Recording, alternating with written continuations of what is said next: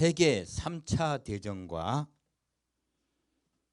최후의 전쟁 아마겟돈, 이러한 제목으로 여러분과 함께 은혜 나누고자 합니다.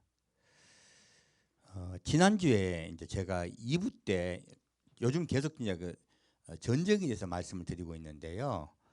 아마겟돈 전쟁과 세계 3차 대전을 조금 헷갈려 하시는 분들이 많으세요. 아마겟돈 전쟁과 3차 대전이 같은 게 아닌가?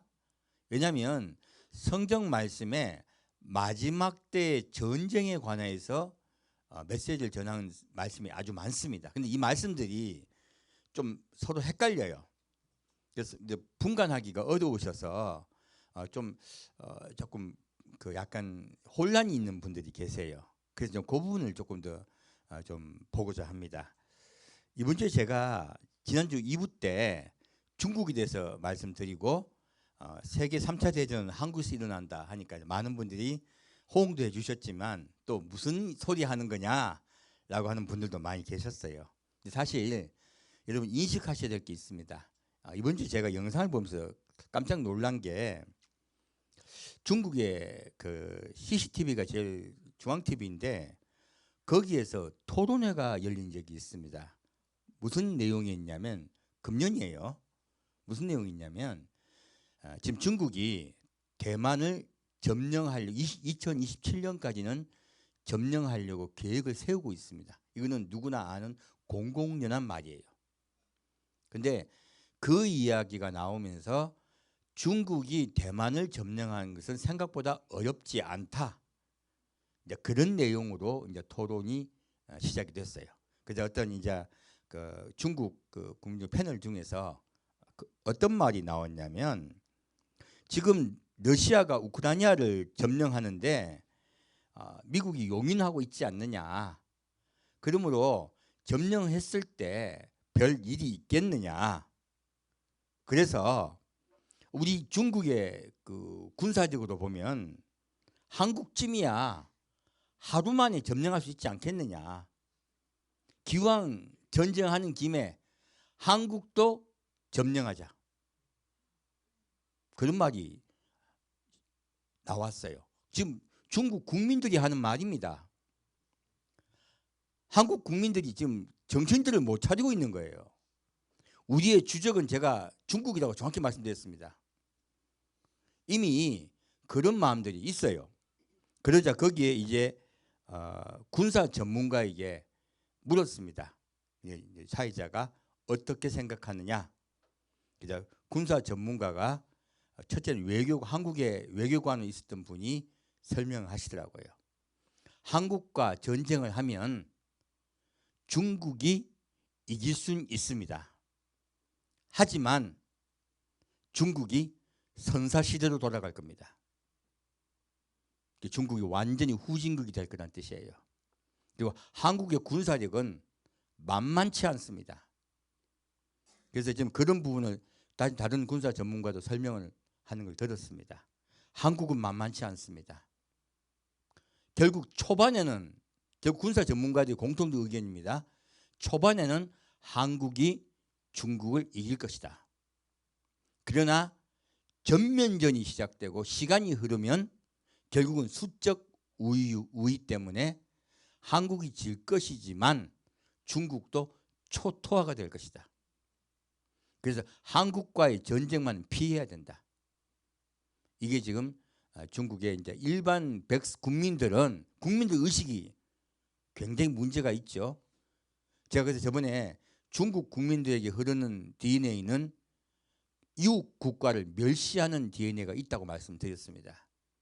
그리고 우리는 늘 그것을 알고 있어야 된다고 그 말씀 드렸습니다. 지금 중국도 한국을 공격하는 그런 예상을 하고 계속 군사훈련을 하고 있습니다. 이거는 공공연 비밀이 아니고 공공연한 것이에요. 한국 또한 중국을 방어하기 위한 훈련을 하고 있습니다. 이유가 있습니다. 북한이 갑자기 김정은이 사망하고 붕괴가 된다면 중국은 이미 어떤 로드맵을 내놨냐면 북한의 북쪽은 중국이 차지하고 점령하고 저 함경도 쪽은 러시아, 그리고 평양도 쪽은 우리 한국, 그리고 중간 이쪽 강원도 쪽은 미국, 그리고 평양은 4등분해서 다스리자 한 그런 안을 내놓은 적이 있어요. 그리고 그건 통할 리가 없죠. 우리 한국은 엄연히 북한 땅은 아직 미수복된 우리 한국 땅입니다. 그리고 북한의 국민들도 우리 국민이에요. 그럼 우리가 그것을 받아들일 수가 없죠.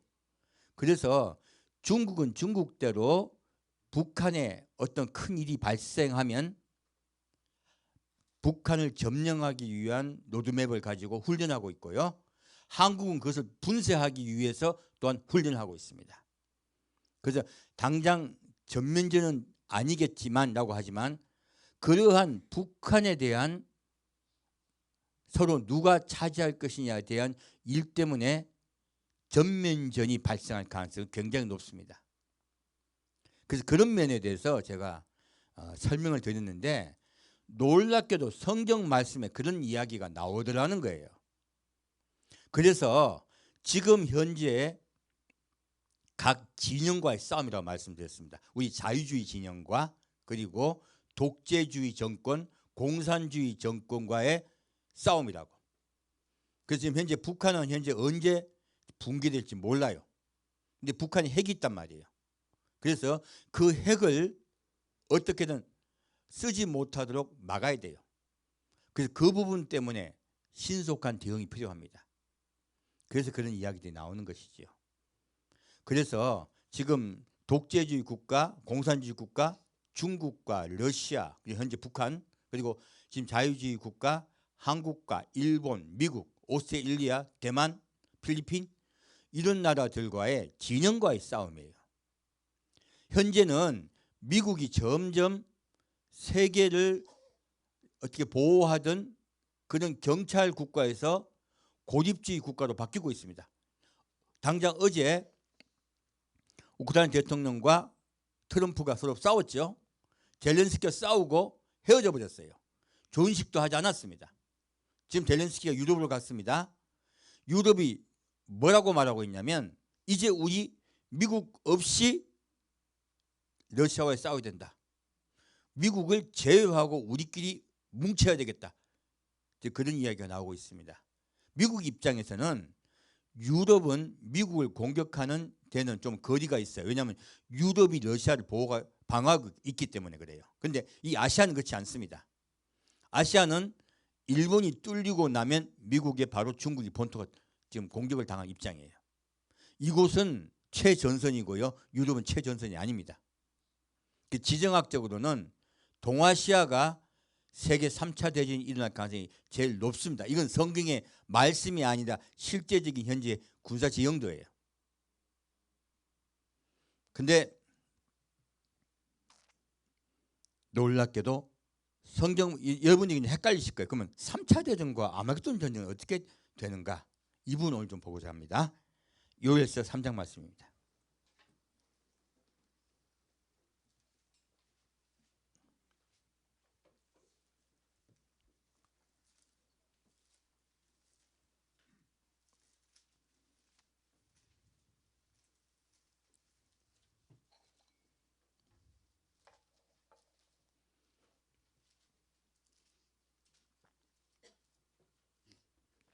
요엘서 3장 1절 말씀 같이 읽겠습니다. 요엘서 3장 1절 말씀입니다. 그날 곧 내가 유다와 예루살렘에 사로잡힌 자를 돌아오게 할 그때. 마지막 때입니다. 무엇입니까? 유다와 예루살렘에 사로잡힌 자를 돌아오게 할 그때. 무엇입니까? 이스라엘 국가가 2000년 동안 사라졌다가 재건되는 그때예요. 이게 정확하게 하나님이 이스라엘이 마지막 돌아올 거라고 말씀을 하고 계세요. 그 마지막 때 있는 것을 예언한 것이 요엘서 3장 말씀입니다. 다시 4절과 8절 같이 읽겠습니다. 두로와 시돈과 블레셋 사방아 너희가 나와 무슨 상관이 있느냐? 너희가 내게 보복하겠느냐?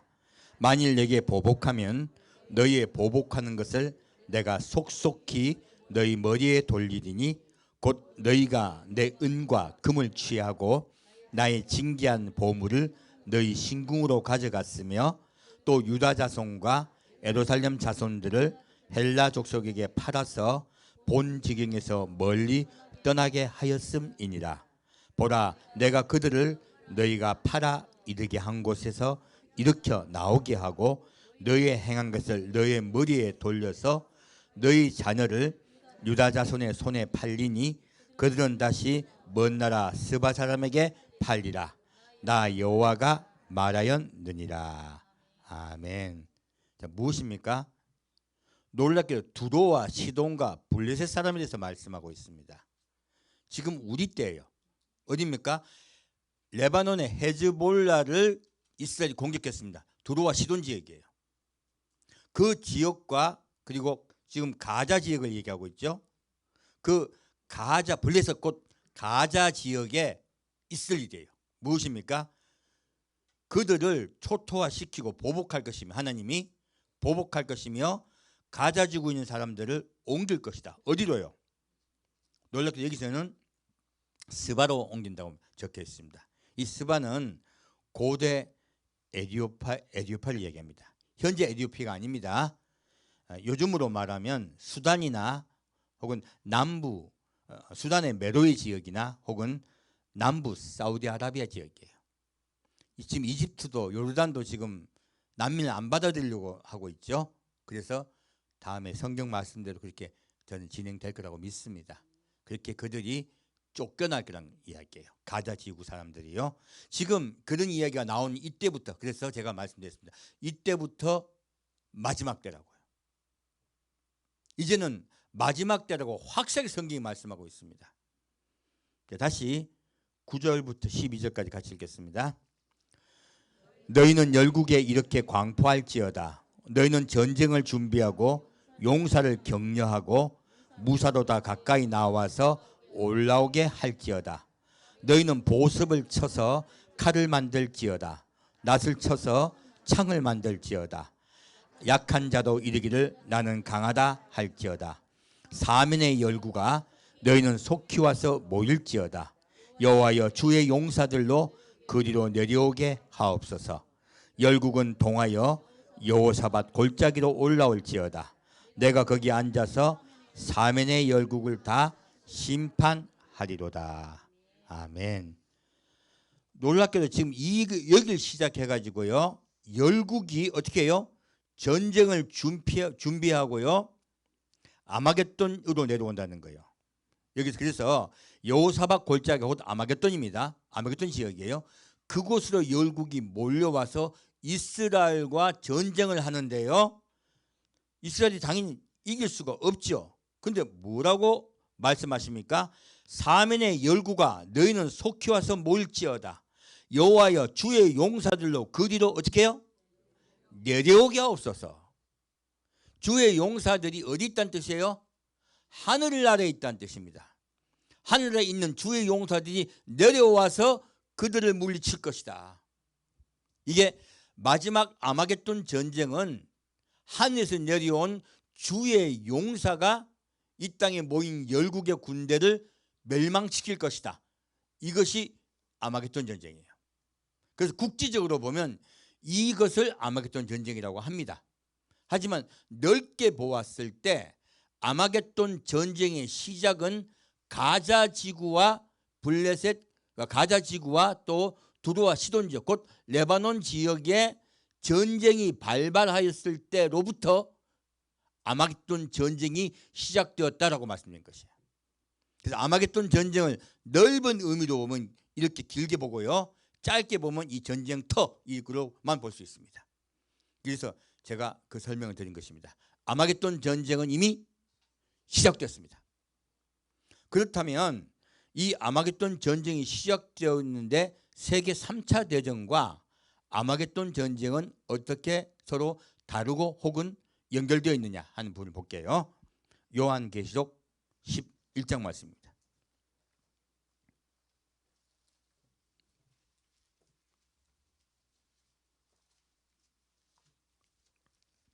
계시록 11장 1절부터 11장 1절부터 6절까지 같이 읽겠습니다. 또 내게 지팡이 같은 갈대를 주며 말하기를 일어나서 하나님의 성전과 제단과 그 안에서 경배하는 자들을 청량하되 성전 밖 마당은 청량하지 말고 그냥 두라. 이것을 이방인에게 주었은즉 저희가 거룩한 성을 42달 동안 짓밟으리라. 내가 나의 두 증인에게 권세를 주리니 저희가 굵은 베옷을 입고 1260일을 예언하리라. 이는 이 땅에 주 앞에 섰는 두 감람나무와 두 촛대니 만일 누구든지 저희를 해하고자 한즉 저희 입에서 불이 나서 그 원수를 소멸할지니 누구든지 해하려 하면 반드시 이와 같이 죽임을 당하리라. 저희가 권세를 가지고 하늘을 닫아 그 예언을 한 날 동안 비오지 못하게 하고 또 권세를 가지고 물을 변하여 피되게 하고 아무 때든지 원하는 대로 여러 가지 재앙으로 땅을 치리로다. 아멘. 자, 놀랍게도 계시록 11장에 보면 예루살렘 성전이 서 있어요. 그래서 지금 가자 지구의 전쟁 이후에 곧 예루살렘 성전이 설 것입니다. 그리고 열국들은 이러한 일들을 가지고 이스라엘을 포위하고 있는 이방 국가들이 다 분노하며 전쟁을 일으키려고 한다는 거예요. 그런데 여기 두 증인이 하는 일이 있습니다. 이들이 무엇을 합니까? 권세를 주리니 굵은 베옷을 입어요. 무엇입니까? 회개의 옷입니다. 누구의 회개입니까? 바로 이스라엘의 회개예요. 현재 이스라엘은요, 이방 나라보다 못합니다. 기독교를 핍박하는 국가고요. 그리고 그들은 선민주의에 빠져서 이웃을 사랑하지 않아요. 오히려 이웃을 멸시하고 천대하고 벌레같이 보아요. 그리고 그 이스라엘은요,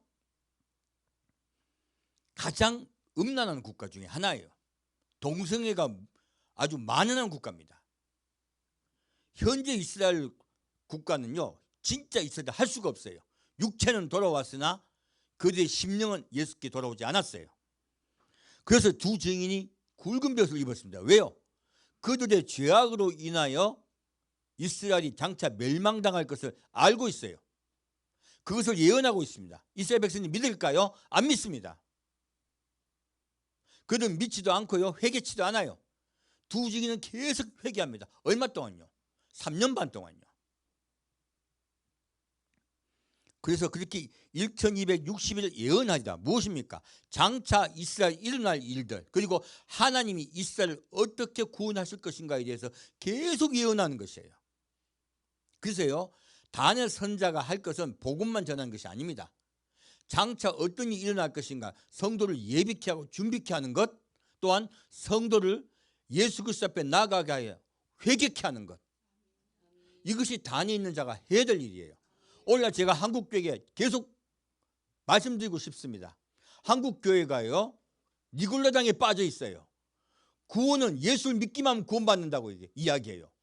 성경 말씀을 보았더니 그렇게 말씀하고 있지 않습니다. 나도 주여 주여 하는 자마다 다 천국 갈 것이 아니라 아버지 뜻대로 행하는 자라야 천국에 가리라 말씀하세요. 여러분들은 늘 마음속에 내가 죄인됨을 늘 깨닫고 회개하며 아버지 뜻대로 살아가려고 해야 돼요. 좁은 문을 향하여 가셔야 되고 좁은 길을 따라가셔야 돼요. 이것이 말씀이 하고 있는 구원이에요. 오늘 구원을 쉽게 읽었더니요, 행동들을 함부로 해요. 그리스도인들이라고 말하면서 욕도 잘하고, 그리고 판단, 비판, 정죄 아무렇지 않게 해요. 교회가요, 빛과 소금 되는 것을 잃어버렸어요. 이것은 구원론이 잘못됐기 때문에 그렇습니다. 그래서 제가 한국교회 성도분께 외치고 싶습니다. 우리 날마다 낮아져야 되고요, 날마다 예수 앞에 회개하며 나아가야 돼요. 그래야 우리 마음속에 예수가 회복됩니다. 예수가 주인 되세요. 그것이 예수의 옷을 입은 것입니다. 지금 두 증인이 회개치 않는 이스라엘 위하여 회개하듯이 우리 회개치 않고 있는 한국교회를 위해서 우리 기도합시다. 나는 굵은 벼슬 입고 나아갑시다. 그때 하나님께서 이 두 증인에게요 능력을 주세요. 회개하는 자, 국가와 민족을 위해 기도하며 주님 앞에 무릎 꿇고 나아가는 자에게 주께서 능력을 주세요. 권세를 주세요. 저는 그 능력과 권세가 그렇게 주께 나아가는 교회도 함께 임할 줄 믿습니다. 그들이 기도할 때 비가 못 오게 하고 그리고 물을 변화에 피되게 합니다. 무엇입니까? 바로 모세 때 있었던 일과 엘리야 때 있었던 이적이 이때 함께 있을 거라는 뜻입니다. 그러면 두 증인은 모세와 엘리야라고 제가 말씀을 드렸습니다. 그들과 같은 능력을 받은 자라고 미리 말씀을 드렸습니다. 자, 이제 이들은 이스라엘에 해당된 분들이죠. 그러므로 이 두 증인은 무엇을 하고 있습니까? 장차 있을 아마겟돈 전쟁을 예비하는 겁니다. 국소적인 이야기죠. 다시요. 7절 8절 같이 읽겠습니다. 저희가 그 증거를 마칠 때에 무지개로부터 올라오는 짐승이 저희로 더불어 전쟁을 일으켜 저희를 이기고 저희를 죽일 터인즉 저희 시체가 큰 성길에 있으리니 그 성은 영적으로 하면 소돔이라고도 하고 애굽이라고도 하니 곧 저희 주께서 십자가에 못 박히신 곳이라. 아멘. 자, 두 증인은 언제 죽습니까? 어디서 죽습니까? 예루살렘에서 죽습니다. 그리고 이 두 증인이 어떻게 순교합니까? 무저갱으로부터 올라오는 짐승이 저희로 더불어 전쟁을 일으켜 저를 이기고 죽입니다. 자, 그럼 무엇이 있다? 두 증인이 마지막 사망할 때, 순교할 때 무엇이 있다? 전쟁이 있다. 그 전쟁 대상자는 누구다? 짐승이다. 무저갱으로부터 올라온 짐승이 전쟁을 일으켜서 두 증인을 순교케 합니다. 이걸 기억해 주시고요. 다시 14절 보겠습니다. 둘째 화는 지나갔으나 보라 셋째 화가 속히 이르는도다. 아멘. 무엇입니까? 이 두 증인이 사망하는 여기까지가 둘째 화가 미친 때라는 거예요. 놀랍게도 이때가 둘째 화가 미친 때라고 하는 것입니다. 이거 둘째 화는 때가 미친 때를 언젠가 기억하시고요. 다시 12장으로 가겠습니다. 이제 12장을 왜 보려고 하냐면 바로 세계 3차 대전에 대한 내용이 나와서 그래요.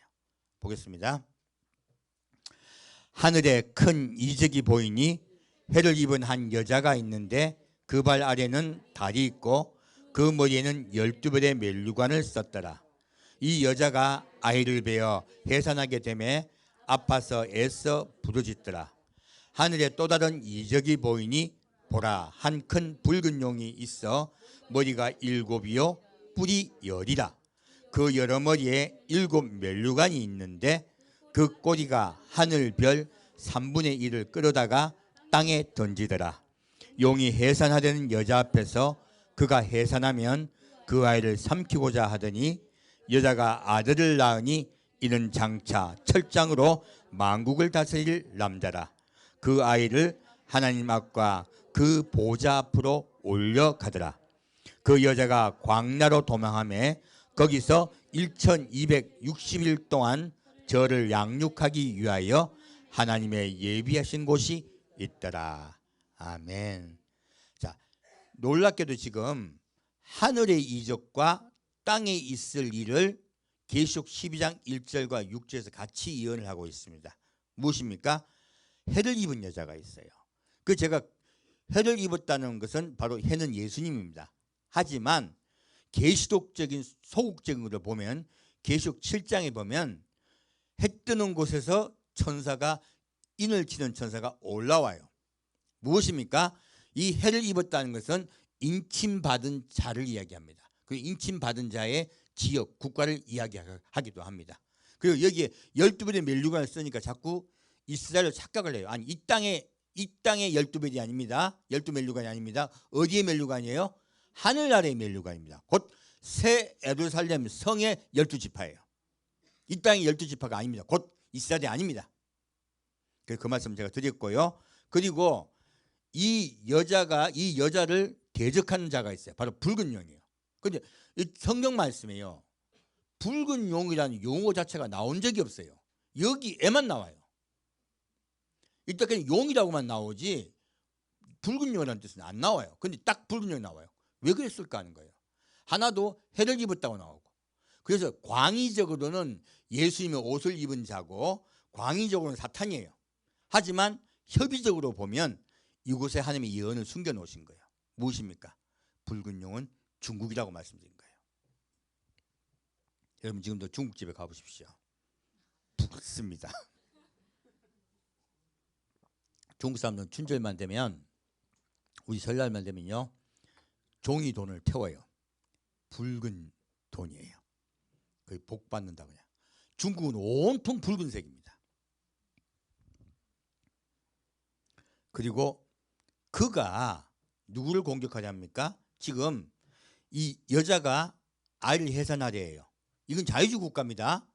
이 아이를 해산할 때 막으려고 해요. 근데 자, 아이가 붉은 용이 잡힌다 안 잡힌다? 안 잡힙니다. 그리고 하늘로 올려갑니다. 이것이 바로 휴거의 사건이라고 말씀드렸습니다. 어떻게 알 수 있느냐? 그 아이가 장차 철장으로 만국을 다스릴 자예요. 무엇입니까? 지금입니까? 장차입니까? 장차입니다. 아까 요엘서에 봤더니 하늘에서 무엇이 내려옵니까? 군대가 내려옵니다. 그 하늘나라의 군대를 지금 예비하고 계신 거예요. 성경 말씀은 잘 찾아보면 딱딱 아구가 맞습니다. 그리고서 이 여자가요, 광야로 도망을 가요. 무엇입니까? 환란이 들어가는 거예요. 그래서 도망가는 기간이 있다고 말씀드렸습니다. 그리고 도망을 가는데 며칠 동안 양육받아요? 1260일 동안 양육받습니다. 두 증인이 지금 회개하는 기간이 얼마예요? 1260일이에요. 똑같은 기간이에요. 그래서 광야로 도망간 여자가 핍박을 받는 기간과 곧 이 교회가 핍박을 받는 기간과 두 증인이 회개에 기도하는 기간은 같습니다. 그래서 두 증인이 이스라엘만 기도한다고 볼 수가 없어요. 두 증인의 기도의 대상은 전 세계 예수를 믿는 그리스도인들에게 향한 것입니다. 이것을 알 수가 있습니다. 다시 계시록 12장 13절에서 17절 같이 읽겠습니다. 용이 자기가 땅으로 내어 쫓긴 것을 보고 남자를 낳은 여자를 핍박하는지라. 그 여자가 큰 독수리의 두 날개를 받아 광야 자기 곳으로 날아가 거기서 그 뱀의 낯을 피하여 한 떼와 두 떼와 반 떼를 양육받음에 여자의 뒤에서 뱀이 그 입으로 물을 강같이 토하여 여자를 물에 떠내려 가게 하려 하되 땅이 여자를 도와 그 입을 벌려 용의 입에서 토한 강물을 삼키니 용이 여자에게 분노하여 돌아가서 그 여자의 남은 자손 곧 하나님의 계명을 지키며 예수의 증거를 가진 자들로 더불어 싸우려고 바다 모래 위에 섰더라. 아멘. 자, 지금 하늘나라에 못 올라가게 하려고 했던 용이요, 하늘나라에 전쟁이 먼저 있어요. 그리고 전쟁이 지게 됩니다. 이따 쫓겨나가요. 쫓겨나자 이제 남자를 낳은 여자를 핍박하려고 해요. 그래서 이 여자가 도망을 가요. 그래서 제가 도망가는 기간이 있다 말씀드렸습니다. 그리고 도망을 가고 난 다음에 거기서 얼마 동안 양육받습니까? 아까는 1260일 말씀했지만 여기는 한 떼와 두 떼와 반 떼라 해가지고요, 핍박이 점점 강도가 세지는 걸 이야기하고 있습니다. 그리고 여자의 뒤에서 뱀이 그 입으로 물을 강같이 토하여, 이 물은요 수많은 군대를 이야기하고 있습니다. 성경 찾으면 물은 군대입니다. 그 군대를 토하여 여자를 멸망시키래요.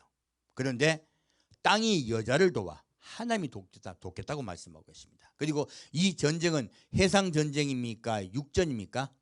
육전입니다. 놀랍게도 땅이 여자를 도와 그 입을 벌려 용의 입에서 토한 강물을 삼키니 용이 여자에게 분노하여 돌아가서, 놀랍게도 전쟁에 누가 이긴다?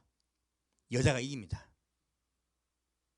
이기고 용이 여자에게 분노하여 돌아가서 그 여자의 남은 자도 갑자기 여자가 없어졌어요. 남은 자를 말해요. 그래서 여기서 제가 말씀드립니다. 이때 환난 중 휴거가 있다고 말씀드리는 거예요.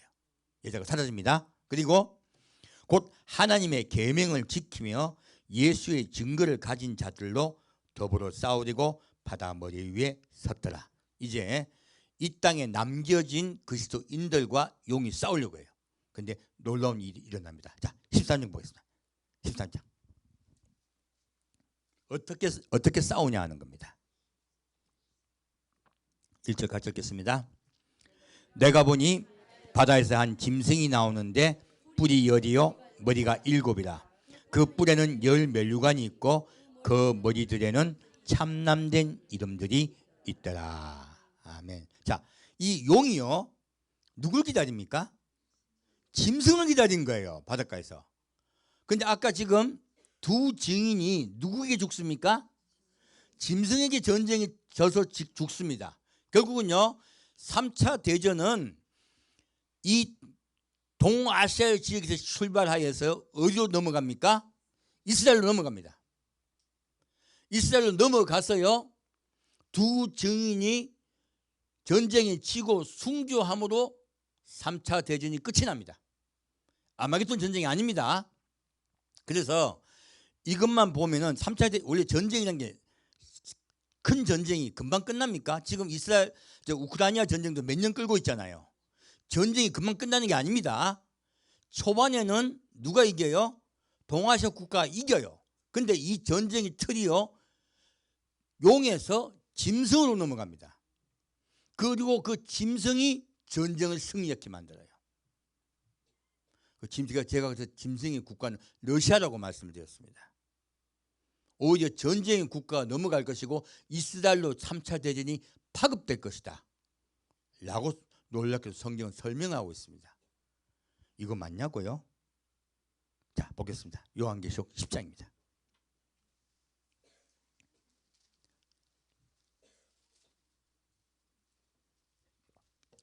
계시록 10장 1절부터 4절 같이 읽겠습니다.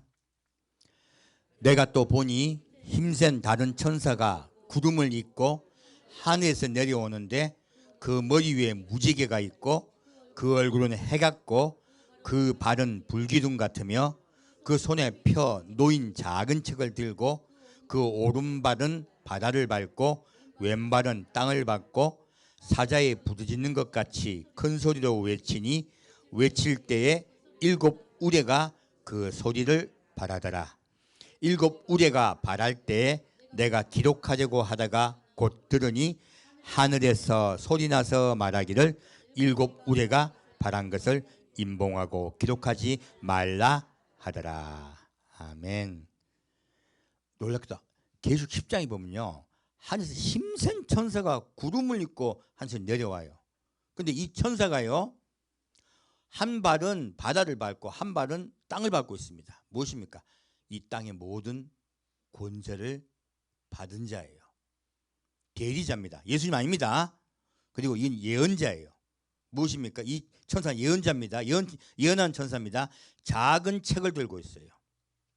근데 그때 부서질 때 7 우리가 발합니다. 그래서 놀라가지고 지금 요한이 기록을 하려고 그러죠. 기록하라 하십니까? 하지 말라 하십니까? 하지 말라고 하세요. 그러니까 이단들이요 요한계시록은 비밀의 말씀이래. 기록하지 말라고 했대. 이거요 A, B, C 뻥입니다. 아주 잘못된 이야기예요. 지금 왜 하나님이 임봉하여 기록지 말라 하셨냐면 이유가 바로 밑에 나와요. 밑에 읽기만 바로 나와요. 볼까요? 10장 말씀 제가 한 번도 말씀 안 드렸죠. 이게 굉장히 중요한 구절입니다. 10장 5절부터 7절 같이 읽겠습니다. 5절부터 7절까지입니다.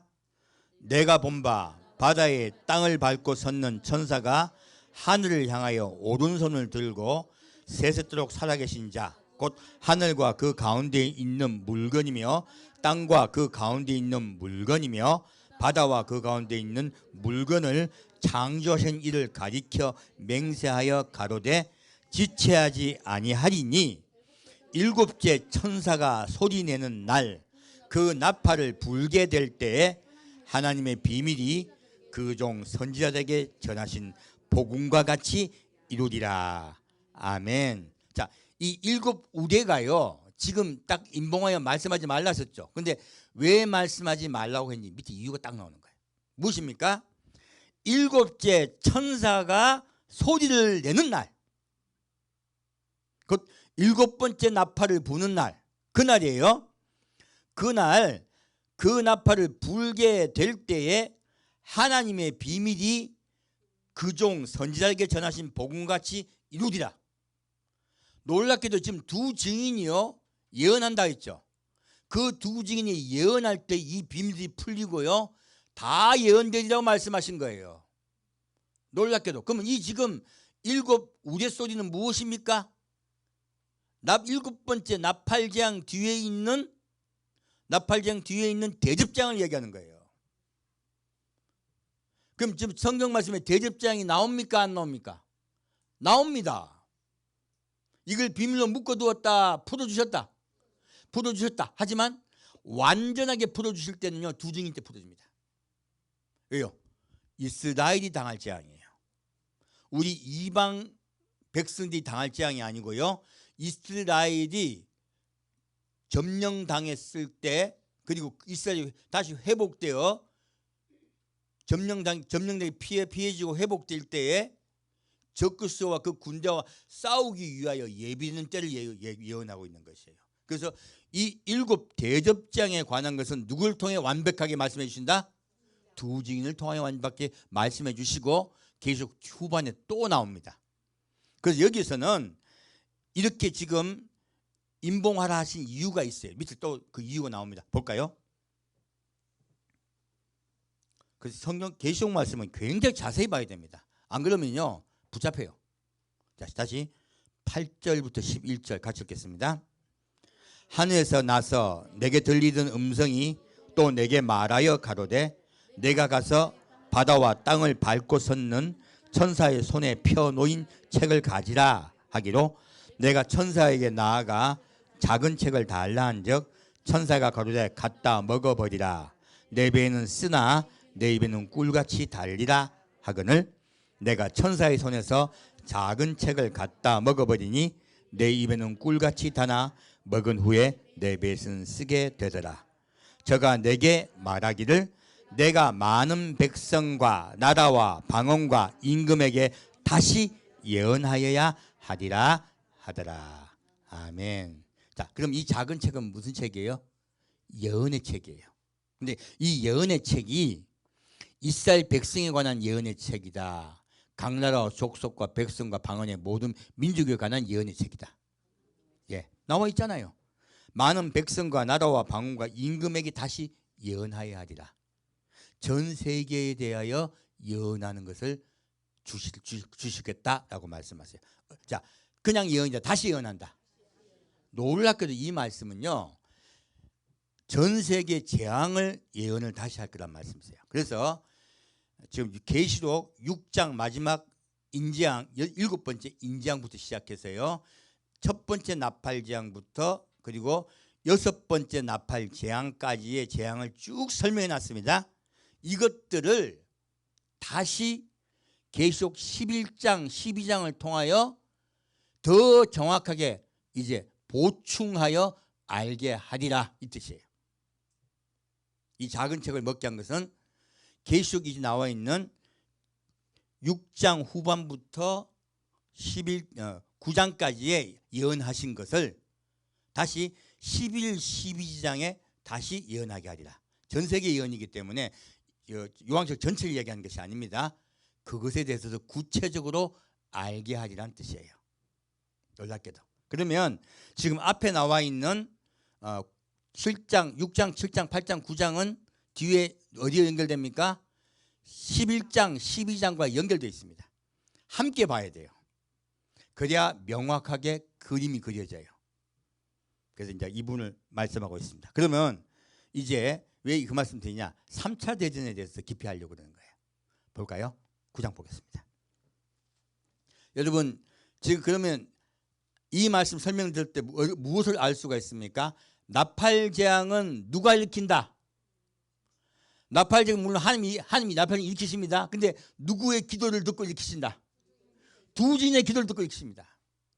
아까 11장 봤더니 두 증인이 기도하며 가뭄이 오고 물이 피같이 변하고 각종 재앙들이 이 땅에 내려오리라 말씀하세요. 그러므로 나팔 재앙은 두 증인의 기도에 의해서 이루어진다라고 말씀하고 계세요. 그래서 내 입에는 달아, 말씀은 달아요. 하지만 그 내용은 무엇입니까? 재앙입니다. 그래서 소배에서는 쓰리라. 재앙이 좋은 것입니까? 쓴 것입니까? 쓴 것입니다. 그래서 입에는 다나 배에서는 쓰리라 말씀하신 거예요. 다시 이제 9장을 보겠습니다. 9장 12절 말씀입니다. 9장 12절 같이 읽겠습니다. 첫째 화는 지나갔으나 보라 아직도 이후에 화 둘이 이르리로다. 아멘.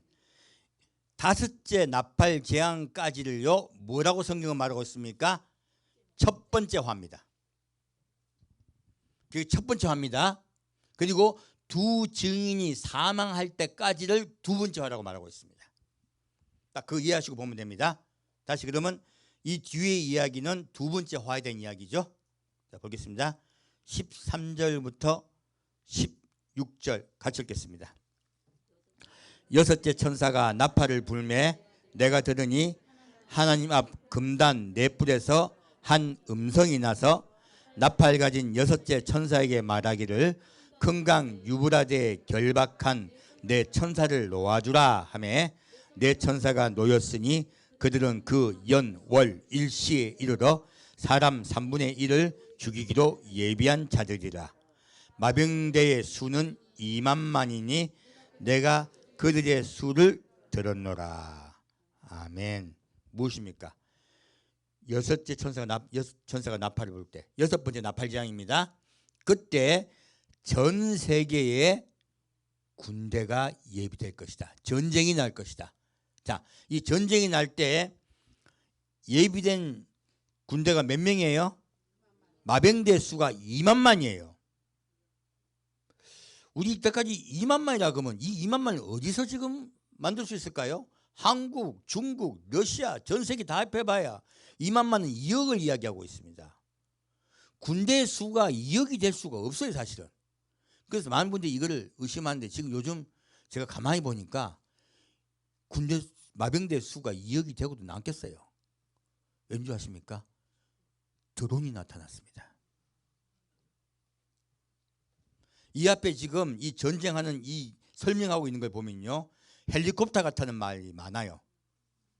근데요 딱 그렇게 생긴 게 드론이에요. 놀랍게도 드론을 통하여 세계 전쟁이 일어난다면요 이 말이 맞습니다. 마병대라고 말했잖아요. 그러므로 지금 병거예요. 드론 또 무엇이 있습니까? 요즘 AI가 발달하고 있죠. AI가 발달하면요 뭐가 지금 설치게 되냐면 사람이 전쟁을 하는 게 아니고요 로봇가 전쟁을 하게 됩니다. 지금 이미 로봇가 전쟁을 실전하고 있습니다. 벌써 우크라이나에 로봇가 가서 러시아 병사 죽이고 하는 그 영상 찍힌 게 있어요. 이미 시작되었습니다. 로봇, AI 로봇 그리고 드론 이런 것들의 숫자는 2억 개 만들 수 있죠. 충분히요.